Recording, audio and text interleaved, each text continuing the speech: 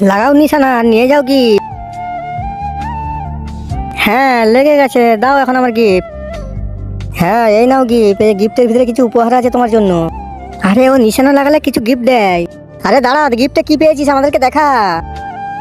আরে এতগুলো টাকা, চল ভাই আমরাও গেম খেলি। ভাই আমরাও এই গেম খেলবো। এই না উঠাও তীর, লাগাও নিশানা। এক্ষুনি লাগাচ্ছি নিশানা, তারপরে গিফট পাবো তো? হ্যাঁ পাবি, গিফটে অন্য কিছু হতে পারে। ঠিক আছে। হ্যাঁ লেগে গেছে, দাও আমাকে গিফট দাও। হ্যাঁ এই নে তোর গিফট। দেখি তো গিফটের ভিতরে কি আছে। দাঁত মাজা ব্রাশ, তোর দাঁত দেখা।